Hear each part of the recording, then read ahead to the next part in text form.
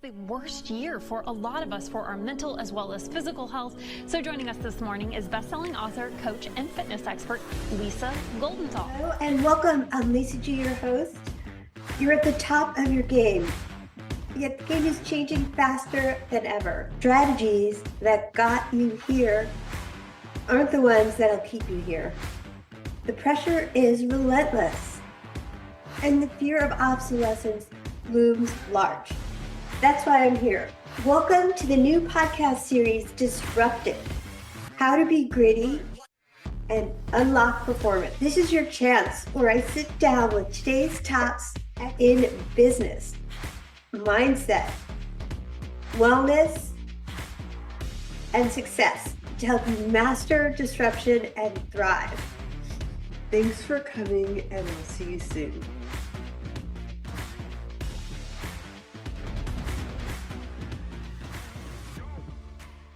Welcome to the podcast. Today, we're excited to have a true finance powerhouse with us. She serves as CFO for 3 companies: Icon Foods, Gaigon Keto, and King Capital Investments, while also co-owning the Reset Button, where she manages everything from budgeting to tax planning. With her expertise in legal matters, acquisition, negotiation, and finance, she's a driving force behind business success. Please welcome to the podcast, Kash Rocheleau. Did I get that right? Oh, it's Kash Rocheleau. Rocheleau, sorry. I just That's want to okay. make sure I got that right. Welcome, Kash. Let's jump right into it. Are you ready? Yeah, I'm excited. Awesome. That's what I like. Well, let's just start with, as a leader, both in finance and manufacturing, how do you approach making big picture decisions that align with our long-term business goals? Yeah, I think for me, one thing that I've implemented over the last year, so in June, I not only I made a step from CFO to CEO. We did not find a CFO in time, so I'm overseeing both. And I think when you're sitting in a CFO position, you kind of have a guardrail with the CEO, right? The CEO is going to make that final decision, and you can feed all of the knowledge, the resources, the information, but the buck kind of stops there. When you are CEO, the decision has positive and negative ramifications. And so in moving into that position, one thing that I had to do and start practicing is really taking the time to think on the decision. Like, decisions come across my desk every day, and I don't have to make a decision right then and there. And I think that allows me the time to your point, really align with the business strategy and make the decision on, does this align, or are we making a band-aid decision? Are we making a decision that's going to have more negative ramifications than positive? So for me, it's really taking pause and knowing that you don't have to move on a dime. Oh, I love that, because sometimes everything feels like it is on fire. And from that position of feeling like it's on fire, I have to react right now, then you're not responding, you're reacting and putting out fires. So I like the fact that you are like, thanks for bringing this to my attention. Yeah, I'll get back to you, instead of feeling like I have to decide right now. Yeah, I think you said a really good thing there too. It is being really in tune with your team and having very transparent conversations and open lines of communication, so that you don't have to be reactive as much. You can be proactive. And so you are already solving for or dealing with problems before they're actually problems, has been a big improvement in our decision making within the business. I love that when you brought up the working with teams too, because not being reactive is going to inspire your team and empower them. So in your experience, what are some of the most effective ways to influence and inspire a team in the industries that you have experience working with? Yeah, I think for me, it's very important for me to look at people as the opportunities that they have instead of I think it's really easy to look at a resume and say this person is completely qualified. They could come in and do this job as CFO. And we had a lot of candidates that could have come in and done that job. However, we have someone in the spot as a controller right now that has a lot of potential to fill that role down the road. And I think that or I don't think we have chosen to kind of give her the platform and the pathway to do that. And so for me, it's giving them the room to fail in order to succeed. And I also think it's having, again, transparent conversations. Not every conversation is hard. In fact, I have a person that works for me on the operations side that is very much a reactive personality, and that's okay. I think that we need those in the business, but in order to kind of bring him in and pull him out of the weeds, I have given him tools such as agendas. These are the important things. How do you then inspire your team members to help you get this across the goal line, and really teaching the people that work for us that it is a team that does this. If this business succeeds, it's not because of me. It's not because I am the CEO or oversaw the finances. That's a piece of it. And every person within this company plays a role and has a piece in that success. And I think it's important to communicate that from the top down. I love that you're talking about empowering your team and understanding their different personality types, because those kind of people can be help contribute to your company instead of just looking at it as a negative, and how engaged and empowered they are going to be when you are promoting them from within.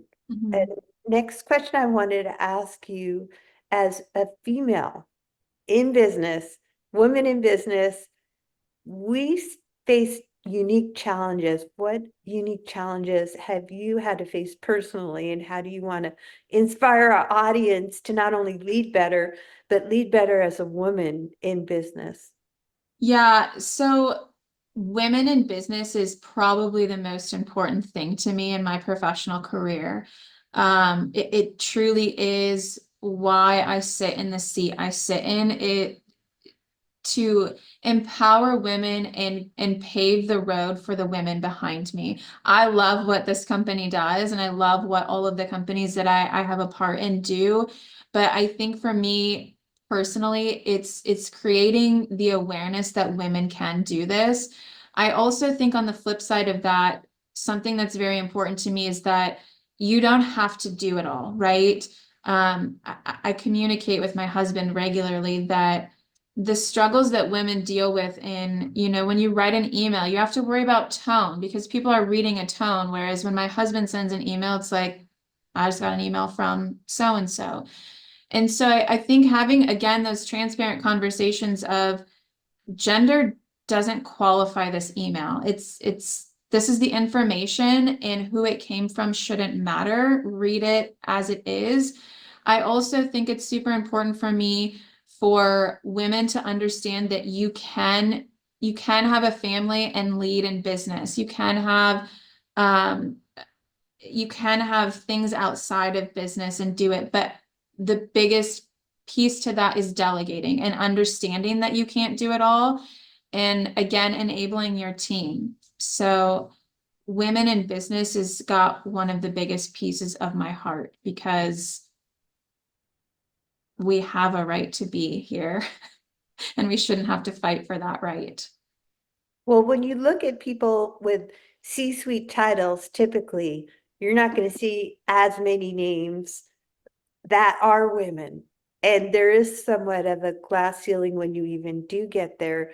So I am so passionate about the topic, both of raising better leaders, Mhm. leading with heart, and still being that firm C-suite leader. So let's dive into those two topics a little bit just to close out the podcast. How can we raise other leaders like you? Well, I want to touch just a minute on like that first piece that you said. I actually read an article today. I can send it over if you want to reference it. That just this last couple weeks that the top companies, CFOs have finally hit a 50-50. And that is a pretty huge milestone from my perspective. Uh, Yes. so I think I think we're making headway. But back to your question of how do we do it? I think that it goes back to empowering people, right? For me, a big thing is fixing other women's crowns without telling the world they're crooked. Like we don't need to point each other out, lifting each other up and giving them the resources to be the next generation. Ultimately, my goal here is to find my replacement. I don't want to be a CEO for my entire life. And I think that a lot of times people are so afraid of finding someone that can fill their role, whether it's insecurities or ego or confidence. But I think that we should embrace that and build the next generation up. And I think that um, it's something that we haven't been great about in the future in building people up. And we see some of those gaps in the business world now as we're hiring people. Well, I love the fact that you want to allow people to fail and build them up from the ground, like within your company, and just not feel that if I don't do it right myself, nobody else is going to do it. So delegating in the C-suite, I find is a little bit hard for people. Yeah, I think that um, my team I think feels pretty safe with failing. I like to communicate to them like it's okay to fail. Let's learn from the failures, not have the same failures over and over.